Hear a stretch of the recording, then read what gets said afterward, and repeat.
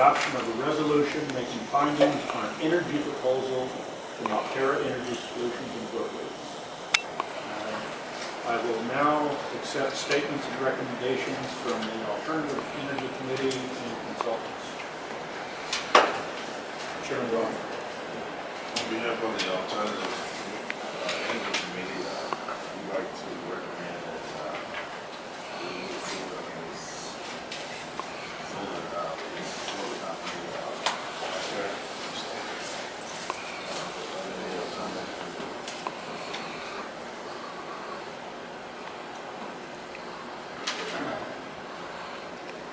We had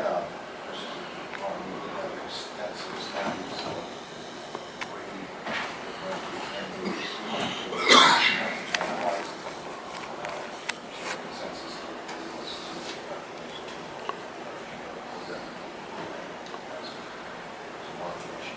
Actually, we started with 7. You know, down to the 3 next. Altera was least around.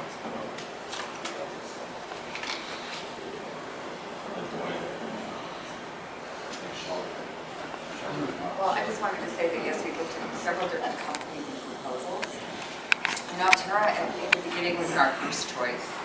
But once we looked at all the information and dissected it, we found that buying the solar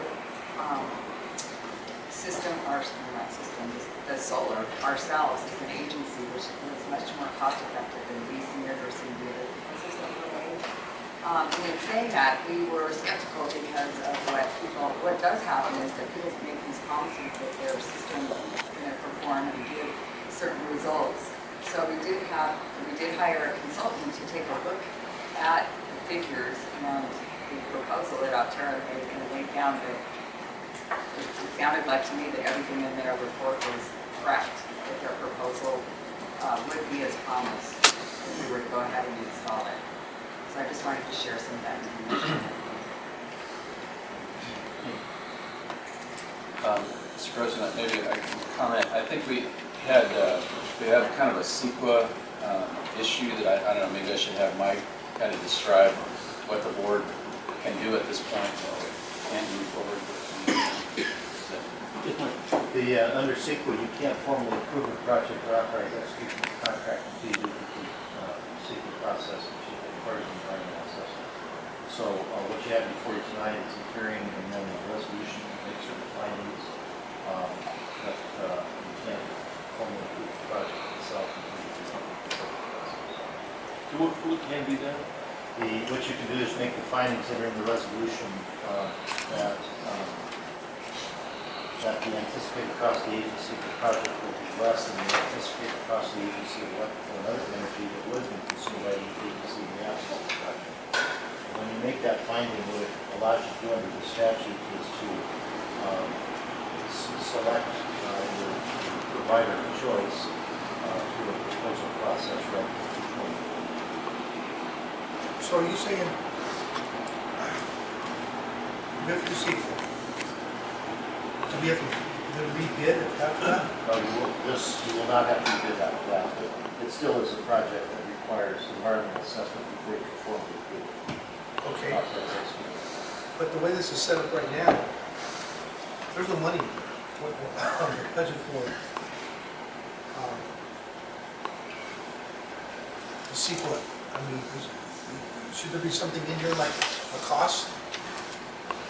At the last meeting, staff identified an approximate cost of $100,000 for the environmental process, and also authorizing the agency attorney to formalize the actual contract that will develop all the cost details.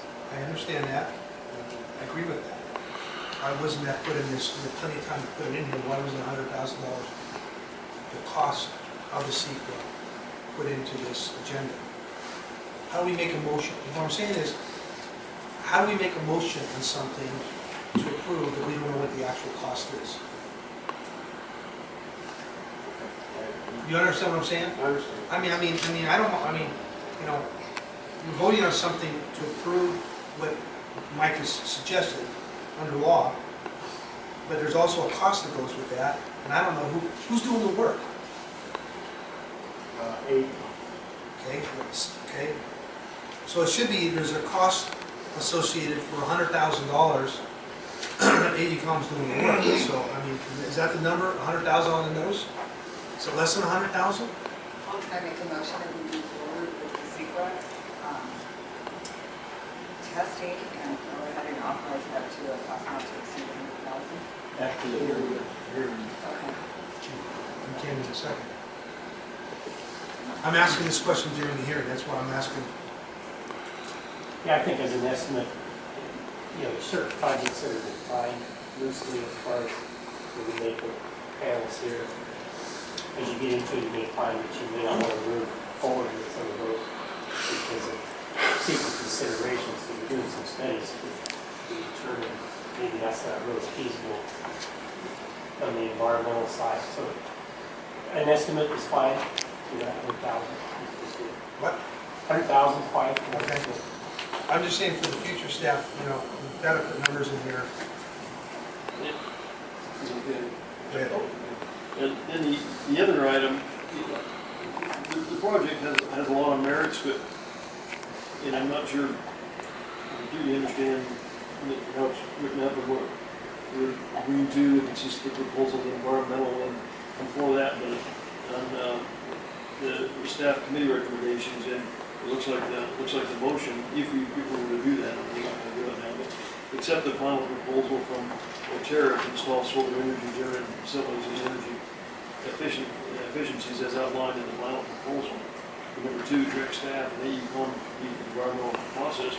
And that should be the first thing we do. Number 2, we don't know what the environmental process is going to be. We don't know what the public acceptance is going to be.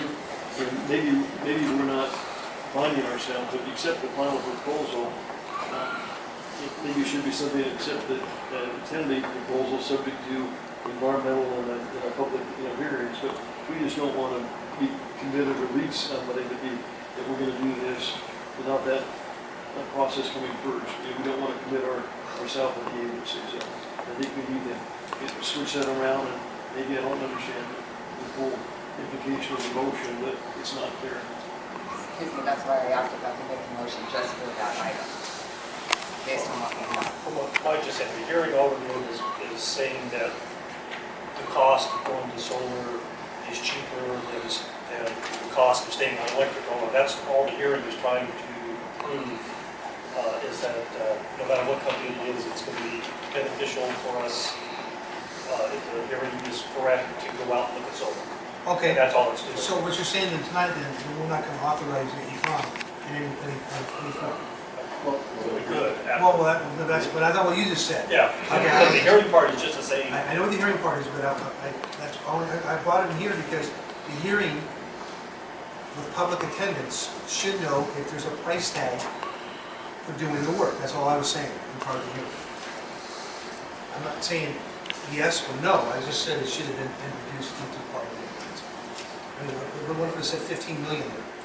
Well, again, the hearing, we're just saying it's cheaper, and then afterwards we need to make our motion saying to do it or not do it, or... I think we should go, if we're going to go for power, if the board, the figures I saw, we're going to do a PowerPoint presentation, right? Are we going to do one? That's not the decision. Okay.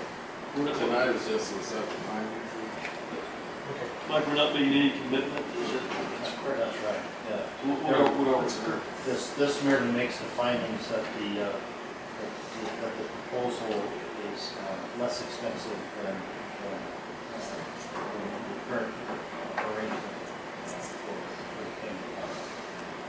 And that's a finding that is necessary to make if you decide to subsequently enter into the contract with that. Before you do that, you do have to do secret. So I think the process here is you have the hearing, if you are so inclined, you adopt the resolution making the finding, and then I would suggest as a second action item after you've done that, that you authorize the direct, the environmental analysis. Mike, this is the secret. If I may add, our intention was if, we didn't want to prejudge whether the board would decide to go this way and give you a price. If you accept the findings and want to move forward with the CEQA, then we can bring back a proposal from AVEK. And, you know, maybe it's staff's caution. This secret process is stupid. It doesn't make any sense, what we're just saying right now. I mean, that process does not make any sense. I mean, I know we have to do it, it doesn't make any sense. What do we go on the secret for? To analyze the proposed project for environment. To make sure, it's like saying, I gotta make sure my name's Frank. I mean, what do we identify? We identify that if it's better to go this way or not to go this way. Well, before you can enter into a contract to install solar panels, you have to assess it for environmental impact. And that has to be done before you can approve the project and authorize it. Solar panels have to go somewhere, so we're gonna have to check them for panels and. That's what the EIR does. That's. So we have to do secret and EIR, I mean, we have to do an EIR anyway. Well, that's, an EIR would be if it requires an EIR. It may not. Under CEQA, the options are it's exempt, probably not exempt in this case, or you could do a negative declaration, mitigate a negative declaration, so you could do an environmental impact. Okay. But you don't decide which of those it is until you do an initial assessment that you want done. That definition was helpful. Are there any more statements from staff? Are there any more statements from board members? Just want to add one. So if we adopt this resolution, we're resolving to give the general manager the authority to go with a contract at this point, to go with the CEQA and the Ontario. The resolution authorizes and directs the agency staff to implement CEQA. Item 3. That's right, to negotiate the contract that would be brought back to the board. So it's giving the general manager the authority to go and negotiate the contract with your review, bring it back to the board for final approval, and also have staff to start the CEQA. And that's what, and we're ready to, it's your advice that we're ready to adopt. Ready to adopt the resolution. Using the That's contract. what's written, yes. And it does not commit you to the contract. That never makes brought back and the CEQA contract. So I would move to adopt resolution number 1. Yeah, we can't, we're hearing process. Any more comments from board members on resolution number R-1513? Mr. Chairman, I move we adopt resolution number R-1513. Any more discussion? All in favor, indicate by saying aye. Aye. Opposed? Carried. Each of you has a report on the treasury report, you all have a copy of it. And basically, we're making about 0.856 on our investment issues. Not, I mean, it's what it is, what it is. But we also asked her, asked staff, we're going to work together on talking about the projects we have and with the revenues we have coming in, how we can balance those. So that was one thing we talked about. And then on the, we approved the, which will be the next item, but we approved on the supplemental bills payable, there's all the things we went through yesterday to let you know on that. A lot of stuff. So I make a motion to approve the treasurer's report.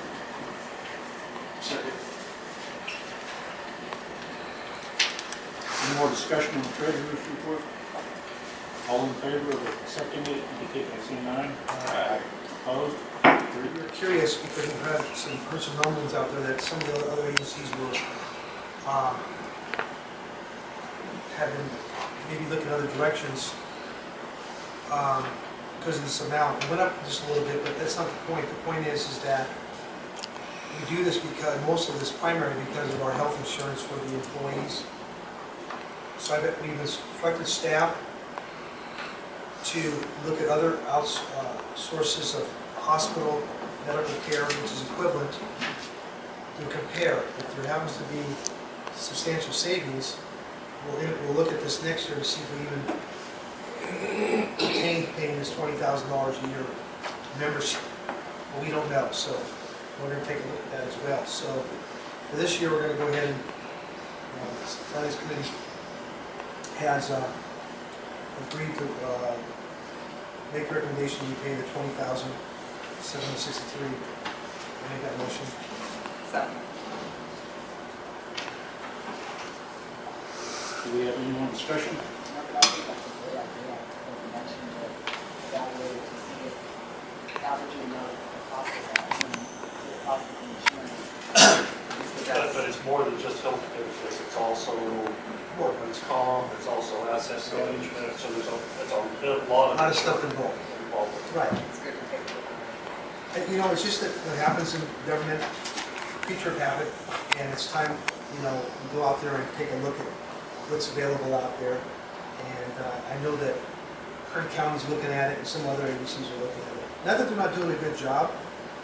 One of the things with Aqua is that they have Aqua split up by basically two different. You have the pros and the cons, and they don't fight each other in there when it comes to lobbying. So what happens is sometimes one side controls the other side, and sometimes maybe we think that maybe they're not probably representing the entire, at least our agency in the organization, because they have two separate attorneys. They don't have like one attorney, so make them one side. Mike, maybe you can explain how that works, that process up there with the legal, you know, have you heard much about that? I hadn't heard. Dan can maybe explain a little. Well, I think Aqua is the Association of California Water Agencies. It includes a lot of different kinds of agencies. And they, I think, I've heard the analogy that they're like the UN, you know, and there's always going to be different factions within the UN. And you can imagine within water community, there's north versus south, there's groundwater versus surface water, there's ag versus M&I. So Aqua tries to represent all of them, and it's a challenge. And there have been agencies that have felt like, well, they're not representing our interests, and maybe we should look elsewhere. But as Director Donato said, one of the things that kind of keeps people in Aqua is the JPIA. And so it might be prudent to shop around a little bit, see what other insurance is available, because they're, California special districts, they do the same sort of thing. I mean, sometimes there's strength in numbers, but it's probably good to just be prudent and see what else is available. So, yeah, I think Aqua is a big organization, represents a lot of people. Colleague, Mr. President? Power supply, Northern California, I have a chart that shows this, but it's about 54% of the average for this date. There is another storm coming in. Well, it's actually hit today. And they're expecting 18 inches of snow on the Sierra, so it's good, healthy, cold snow. The initial allocation should come out next week. Supposed to let us know the first allocation is December 1st. Oroville is at 44% of historical average, which has actually dropped a little. It's actually gone up a little bit. San Luis has dropped just a little bit, but they're pretty close to what we discussed at the last board meeting. Not radical changes there, so we haven't seen a lot of runoff. Here is the 8-station index. So you can see the dark blue line down there. Right now, we're at 4.3, which is 54% of average for this date. So we're off to a decent start. You can see that it needs to keep coming. And this is as of November 24th, so this is as of today, so that new storm hasn't really hit. And this is also, this is precipitation, so you have to kind of keep in mind precipitation, snowpack, and runoff, how those affected allocation. But, you know, things are moving. Just have to keep coming. Reservoir conditions, again, Oroville's at 44%, San Luis at 34%. This is the 10-day forecast for the Feather River. You can see that the last 10 days haven't been all that exciting, but the next 10 days they expect 204% of average, so of normal. So looking like things are going to happen in the next couple of weeks. This is the chart that I showed. This is a 3-month outlook for precipitation probability. This is what I showed you last board meeting, I think. Last 2 board meetings, actually. This is October 15th for the 3 months going forward. And you can see the green is the above, means above average or above normal. This is the more recent one. So the predictions are it's actually going to get better and better. Precipitation probability has gone up quite a bit. So if you're betting on the weather, it looks like it's going to be bad. Looks like, and you can see Southern California is 60% above normal. So they're anticipating some pretty serious storms. The last couple storms have not been, and you've probably heard the news, that they wouldn't really be necessarily El Nino storms because they're not like orange storms. They came down from Alaska. But the big blob actually increased the energy and they got a lot more moisture than they would normally that kind of storm. So kind of a side effect of El Nino, more moisture. This is Oroville storage continuing to decline. These storms have really been cold. Haven't had a lot of runoff today.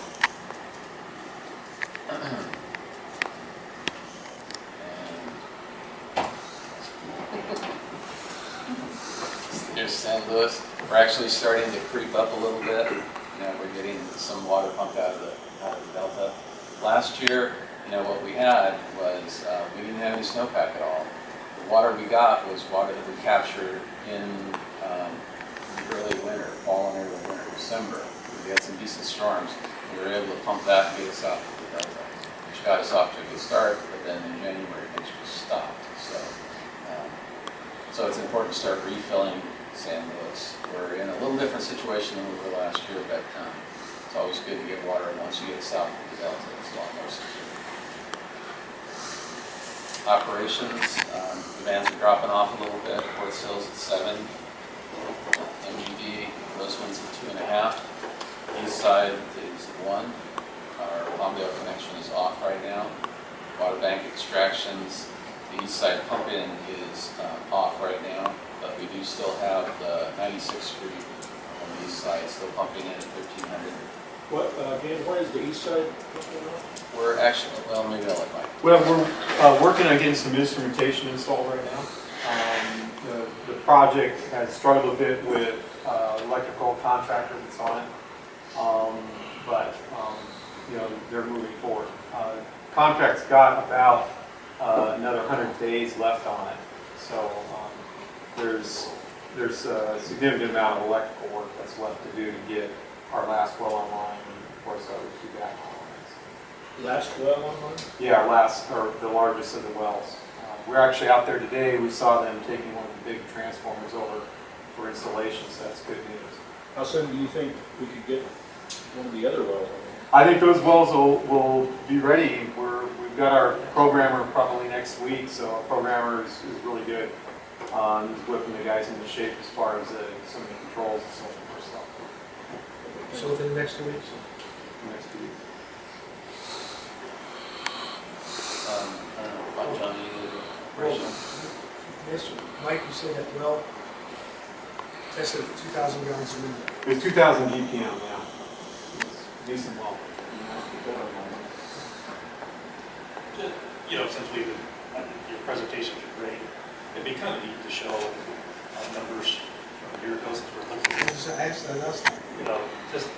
So if we could say Quartz Hill, this month period was 7, and same month period last year, that way we could see kind of how much more water we're selling or not selling, and be just kind of interesting information. So, yeah. For that perspective. You did ask for that. Thank you.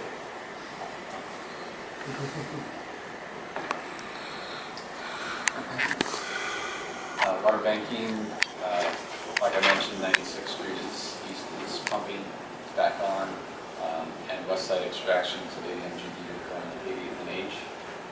And I believe that's kind of driven by demands. So, as we mentioned, the east side is pumping off right now. Water quality, after the outage we had, everything, things really cleared out. The water quality of the aqueduct is pretty good. We've got THM results coming in a couple of weeks, and we aren't anticipating any surprises there. State Water Project, you may have read that Metropolitan Water District Southern California has been looking for real estate. They actually, they got an option or maybe purchased along the Colorado River. They also took out an option on 4 Delta Islands.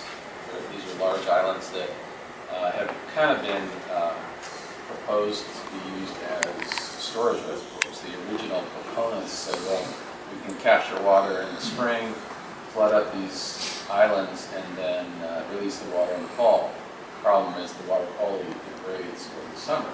So it was really never a very good storage project. But what Metropolitan was looking at they've got 2 that look like pretty good habitat type islands, and 2 that look like they would be good for operations between tunnels, maybe even more sites and so forth. So the board has instructed staff to see about options on these 4 islands. So interesting kind of development in the Delta. As I mentioned, the aqueduct is back online. I want to commend staff, and the department worked really quickly on getting that thing going again, but we really had to do a lot of scrambling to make things come together.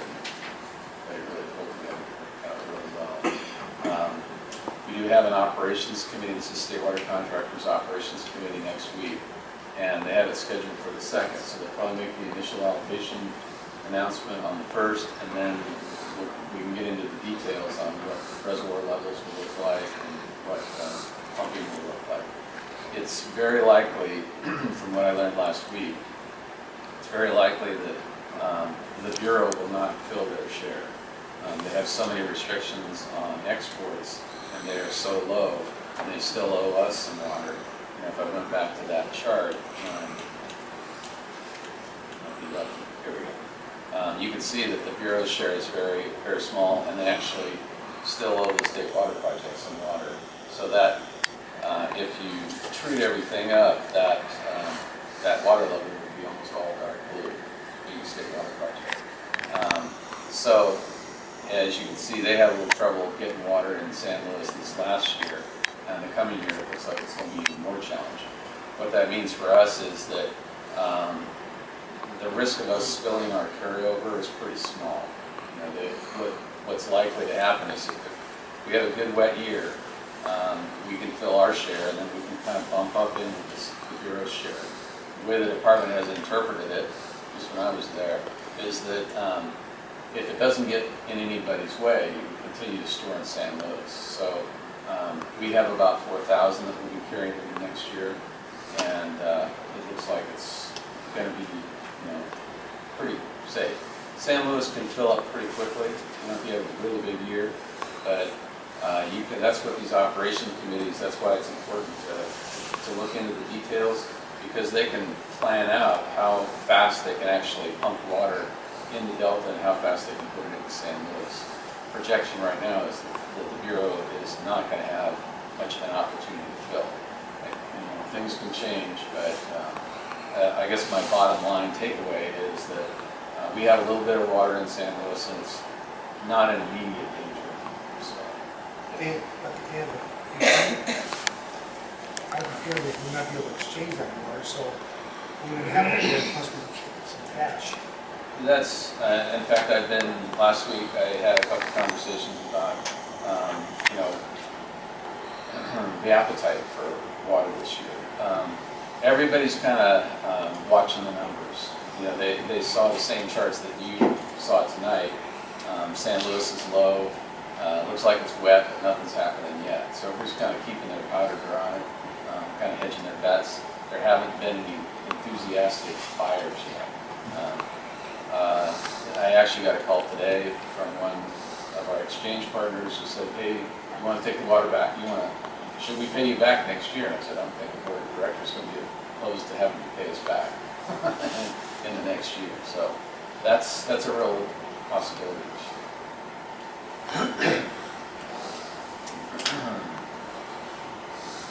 Let's see. Oh, so that's kind of what that dry year market startup that, you know, every year about this time, we kind of kick off the committees and teams that work on dry year projects. Like, you know, we've participated in the Yuba exchange, where sometimes there's dry year water available from the Yuba River. They've started that process up, just kind of getting ready if it's a dry year. Also, there's a dry year program that contractors put together to, you know, buy water north of the Delta, and they've started that process also. The reason there wasn't much dry year water north of the Delta this year is because it was so dry that even the senior water right holders in Northern California didn't have water. So the department has an opportunity to actually cut back the Feather River users, and this year they cut them back 50%. So usually that's kind of one of the sources you would go to, and they didn't even have water to exchange this year. So, but everybody's kind of getting ready for either a wet year or a dry year. But you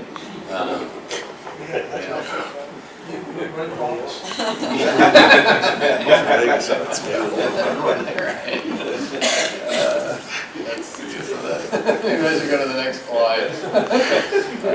So Aqua is next week. I think we've got several directors that are going to go with that. That's an opportunity to actually interact with some of our other state water contractor representatives. We also have a kind of a subgroup of the state water contractors that take water from the East Branch, and we have kind of slightly different interests.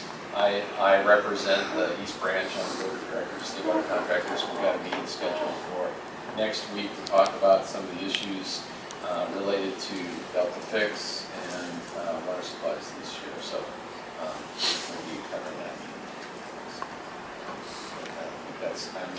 I am out of the office tomorrow, and then next week it's all next week. We have phone, so we all be checking in. That concludes my report. Contractors are a little slow right now. We are making progress out there. They're getting shotcrete put into the recharge basins. So we'll be ready to do some recharge next year out there if there is a need or desire. The east side, or the Avenue H project, bench ranch, is about 2 weeks from completion. Also have our programmer out there looking at getting that kind of buttoned up. And we're looking at producing water out there probably in the next 10 days or so. And that will allow us, depending on the county's demands, to rest some wells out on the west side bank, possibly. So we'll see how that one goes. West side bank, phase 2, they have moved on to the third well. They're doing the borehole right now, which is the small diameter hole that allows us to go down and check water quality. They'll seal off the first zone probably in about 3 days and take water quality sample out of that, filter it, and we should have some results by the end of next week on the first zone. Other than that, unless there's questions. Any questions? Across the state, go through the guidelines, those are finally being rolled out. And so, of course, we're going to attend one of the workshops and we'll have a better idea as far as the guidelines, and we'll start saying what urban water management kind of data entered into the format. So, anyway, that's the status on that one. Under the Prop 1, if you recall, we had talked about the state revolving fund. We did just do a preliminary application. This had to do with the pipeline that goes from 88 to H to Waitsdale to the pilot pump station. And that preliminary application, which was about 3 pages, really just gets us so the DWR knows what the project is about, and then also we can assign an engineer. I think it's the State Water Resources Control Board. Anyway, we're in the system. We haven't heard back with the engineer. Eventually, we'll have to come back to the board. We're really serious about moving forward on that. We took the first step to at least get signed by the grant. So on the Avenue H Wellfield project, like you mentioned a little bit as far as the site work, the contractor, BB Construction, we did the pipeline on Avenue H. We're trying to work through a couple issues. They had requested additional money for some work along Avenue H because of saturated soils, and we want additional days. We'll probably have a meeting next week. Those try to resolve those issues and move on with that. We still have some punch list items for BB Construction to finish up, so they're not ready to file a notice on that one, but getting close. On D3, which is attached to East map today, that's the home ranch turnout, which is Hobbs Construction.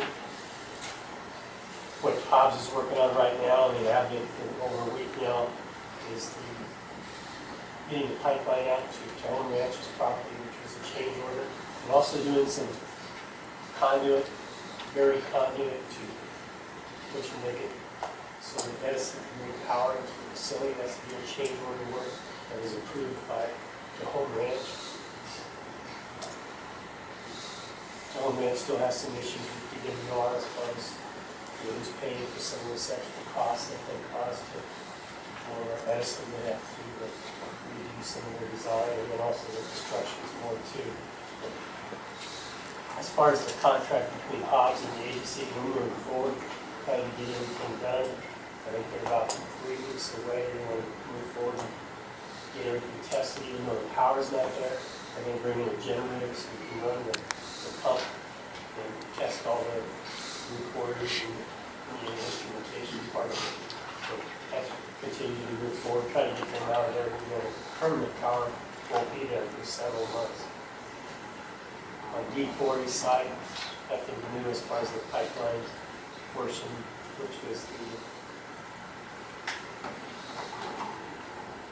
part that's already complete, and we're just waiting on that one as far as the retention release on that, so we'll be any more action on that for right now. On the West Side Banking Project, I think Mike had an explanation on the well drilling. On the pipeline part of it, we are out to bid right now. These are for the pipelines that will connect the different wells. And also there's some ag pipelines, and right now we have these are pipelines that connect the ag wells. They're on the surface, so they're put those below ground, and then we'll have to be ready pipe to connect those the ag wells and pump into the west feeder. So that's, right now we have the bid date for the 15th of December. So we'll see how the bids come in at that time. And D6, which is the Smith Phase 2 pump station, that's RSH. At this point, no construction started, but all the shop drawings, there's a lot of equipment that needs to be ordered for the pumps and electrical and other miscellaneous items that really go into a pump station. And then D7, which is a Levada turnout. This is a turnout that's located at 116th Street East and Avenue T. Comes off East Feeder. This is one that we've talked about for quite a while. We're at a point that we want to go to bid. We've got plans that we want to move forward, so the board would act on approving the plans. We would be ready to go to bid on that. So that's our recommendation. The board act on the approval of the plans. What's the staff recommendation? Yes, absolutely. Because the water project is not reviewed. We have not looked at those plans. I think this has been in front of the board a few times on method of delivery. We've actually gone back to just a very basic turnout. LA County Waterworks changed their mind again. So we're not going to actually own a pipeline. We're just going to own just a small section of pipe and turnout in the ground. Lobata has given us the $28,000 deposit for design and bidding. So we already have been paid to do that. So we're ready to go. It's really essentially the initial project that was envisioned months back. I think this goes back to 3 years. It's a long time. 2011. I move on order 87. I'll second. Any more discussion? All in favor indicate by saying aye. Aye. Opposed? Carried. Borrow the plant selection guide from Nevada, so the Nevada Water Authority, which is actually the same zone as ours. So people can actually go in and search for plants that's off of theirs. We have several pages, a lot of them under construction. So if you can give some input to staff on what might need to be added or changed, or but take a chance to look at it, it's in progress. I'll tell you, first of all, is there a button on our website that we just go to that and take it to that? We have that, so we have a link from our A button? website to it. You can put a button there. Yeah. Okay, and you know this really well, because of all the economic situations here in the valley. Can you give me a list of where is Smith's pipe supply still open? Places like that, where you go to Home Depot places, you can't find nothing. We've got a list. We've got a list of nurseries, suppliers, and designers Yeah, by that's- nurseries. I guess right now it's just nurseries. But once the cities have adopted the state landscape ordinance and know what they're going to do, we're going to have a workshop for contractors and designers and certify them, and that's the ones that will rule on the six. So that'll be probably a one-day workshop or 3/4 of a day workshop, and go through each of the cities' requirements, and we're not going to train them on what drip irrigation is because they're already doing it, but Who carries the color block, all that stuff. so suppliers, I think we can put on the website, and we need to do that, we have the nurseries on the website. Suppliers, we tend to want to get contractors and designers in our place. We want to take that step further. We're not going to recommend any of them, we're just going to say these, do this, Exactly, this exactly. program. I mean, they have to have the stuff, that's the problem. Okay. So, take a chance to look at that if you have a chance. Thank you. 11A, to adopt our strategic plan. Second. We have a motion and a second to adopt the strategic plan as amended. Comments from that board meeting? Are there any comments, questions? Yes, sir. I would just like to thank everyone who participated in putting this strategic plan together, for everybody's time and attention to make it what it is. And this is a good start. We have a long way to go, but I just appreciate everyone's time on getting this far. Thank you. Yesterday, our finance, George said once it's binder, or going to keep on the steps to make sure we follow. We're not going to let Dustin, we're not going to, keep that on the agenda. That's a really good idea, George. It's decided to make you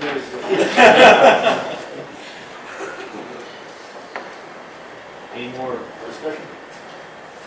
All in favor indicate by saying aye. Aye. Opposed? And regarding the meeting on the 21st, has that been scheduled? It's been scheduled. It's, we're not moving forward. I see no reason not to. Okay, item 11, we have a possible closed session.